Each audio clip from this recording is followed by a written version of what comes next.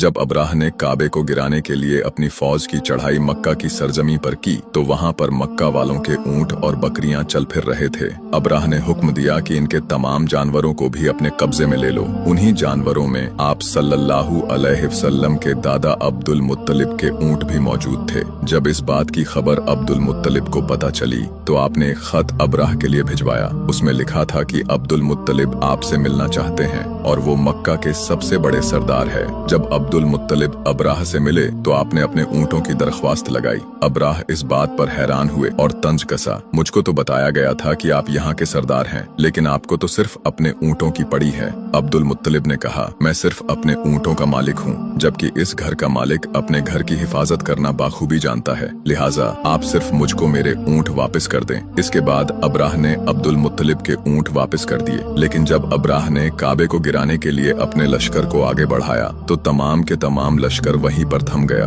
और सबसे बड़ा हाथी जिस पर अब्राह बैठा हुआ था वो एक कदम भी आगे नहीं बढ़ा पाया और थक हार कर वहीं पर बैठ गया। उसके बाद तमाम मक्का वालों ने और तमाम अब्राह के लश्कर ने देखा कि एक समुद्र की तरफ से बहुत बड़ा सिया रंग का एक परिंदों का लश्कर आ रहा है। जब वो परिंदे करीब आए तो देखा कि उनके दोनों पंजों और चोंच में कंकरियां मौजूद थी। बहुत से इस्लामिक मुअल्लिम बताते हैं कि ये परिंदे सिर्फ 8 या 10 फीट की ऊंचाई पर उड़ रहे थे और इनकी शक्लें किसी दरिंदे की तरह थीं। जब भी ये परिंदे कंकरियां जमीन की तरफ फेंकते तो दुश्मनों के जिस्म से ये कंकरियां आर पार हो जाती। थोड़े ही वक्त के बाद अब्राह वहां से भाग खड़ा हुआ।